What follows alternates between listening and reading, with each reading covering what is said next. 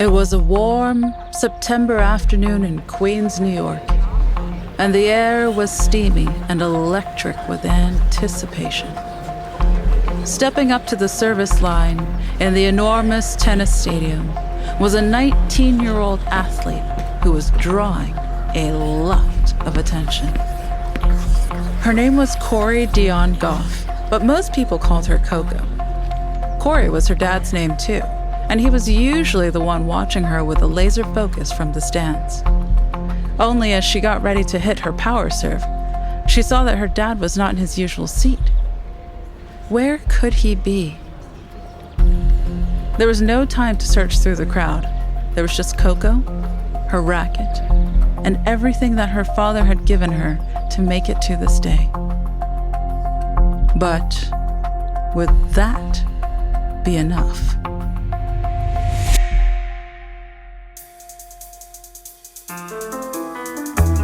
I'm Julia Kwamya, and this is Good Night Stories for Rebel Girls, a fairy tale podcast about the real-life rebel women who inspire us.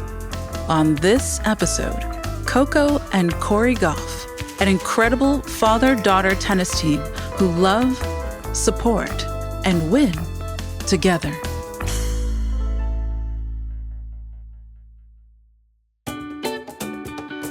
Coco was born on March 13th, 2004 in Delray Beach, Florida, surrounded by loving parents and grandparents. Even when she was a baby, Coco was often on the move. Athleticism ran in the family. Her mom, Candy, was once a very impressive track and field star. And her dad, Corey, had played basketball in college.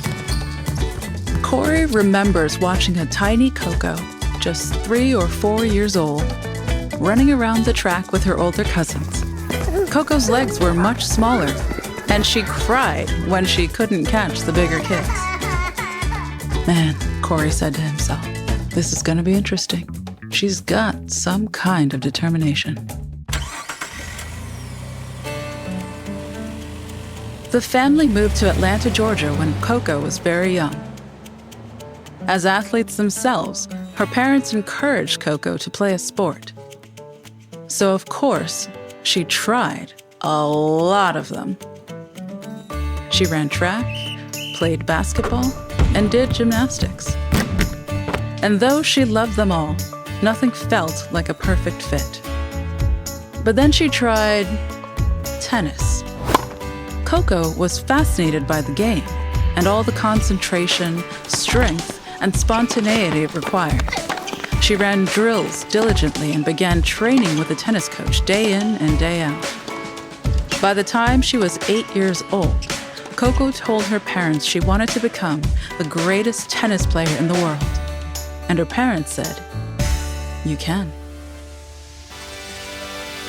But becoming great was going to take some big changes. The three of them decided to move back to Florida when Coco was in 2nd grade. This way, they could live with her grandparents while Corey became her full-time coach and Candy became her homeschool teacher.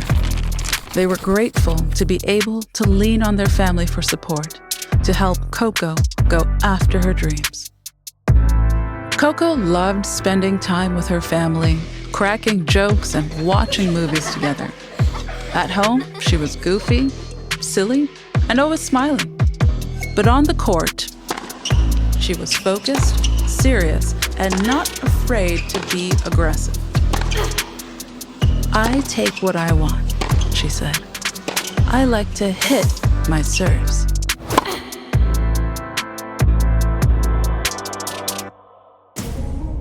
For years, Coco and Corey worked hard every day on the court. And by the time she was 10, Coco was playing so well that the coach of one of the best tennis players of all time, Serena Williams, took notice of her. Coco traveled all the way to France to train with him for a year. He saw something special in her, a confidence and drive you didn't find every day in someone so young. He knew Coco was going to be great. And she was. In 2017, she made headlines. At just 13 years old, Coco became the youngest girl in history to reach the US Open Junior Final. Where had this rising star come from? People seemed to think she had materialized out of thin air. But her dad, Corey, made it clear that Coco's success was no accident. Instead, it had come from years of tenacity and hard work. She might be overnight popular, but she's not an overnight success, he said. Coco loved having her dad on her team, even though she'd get frustrated that all they did was talk about tennis. When they were at home eating dinner, he'd be giving her tips and pointers. Coco's mom, Candy, would plant herself between them. She'd say, "You two have to learn to talk to each other and listen." With time, they got better at balancing tennis talk and life talk. The support of her parents meant everything to Coco.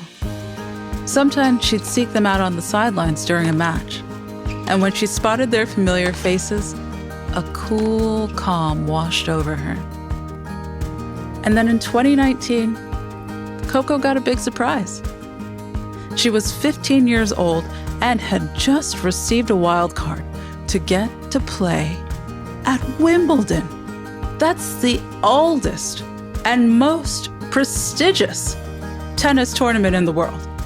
She hopped on a plane to London, not believing her luck. But her shock only grew once she arrived. Coco learned that in the opening round, she would be playing against one of her biggest role models, 5-time Wimbledon champion Venus Williams. Venus had paved the way for Black female tennis players, and Coco was in complete awe of all she had achieved. But was Coco ready to take her on? On the day of the match, Coco walked down the corridor that led into the arena. She breathed steadily, blasting music through her headphones to drown out the TV cameras, the crowd, and Venus Williams standing there across the net, in position, waiting, ready. Just focus on the tennis, Coco told herself. The match flew by. Coco whipped the ball across the court on her serves and dove, lunged, and reached with great accuracy on the returns. Tennis balls hit their rackets lightning fast and were sent flying back with huge force. Coco tried her very hardest, putting everything she'd learned with her dad onto the court. And she won. She lifted her arms over her head in disbelief, her mouth open, tears in her eyes.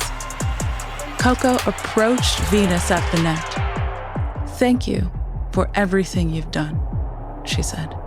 "I wouldn't be here without you."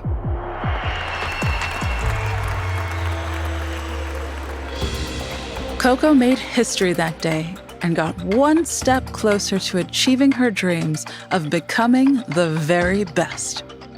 And part of becoming the very best meant going to the Olympics.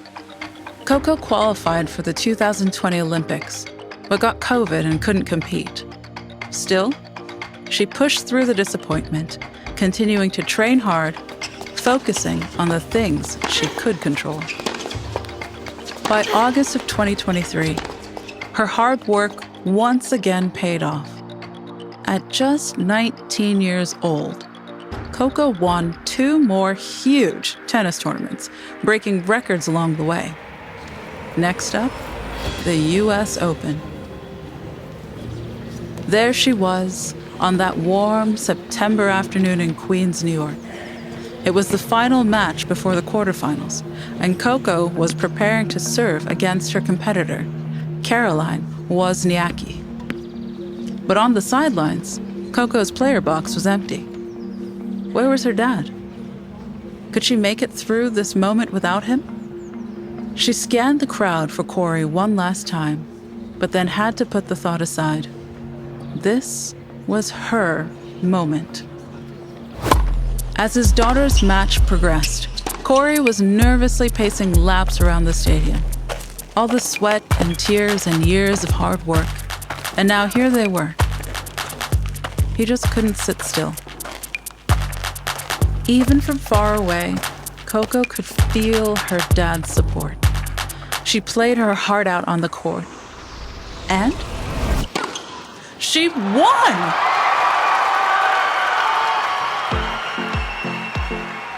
Coco went on to win 7 more matches, claiming victory at the US Open and winning her first Grand Slam title. She fell to the ground and cried tears of joy. Corey could not hold back his own tears. That day, Coco became the youngest American woman to win the tournament since Serena Williams in 1999. Thank you, first to my parents, Coco said in her on-court interview. Thank you, guys. You believed in me from the beginning. Coco's journey to becoming the greatest tennis player in the world continues. And Corey plans on supporting her every serve, hit, and volley along the way. Their love of the game and love for each other is what keeps them going. Not only when they win, but also when they lose. And all the moments in between.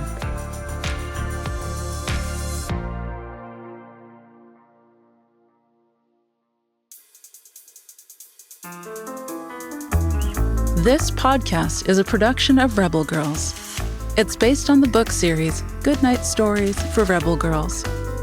This episode was narrated by me, Julia Kwamya.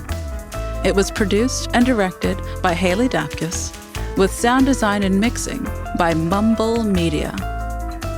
The story was written by Sher and Sara Weiss and edited by Haley Dapkus.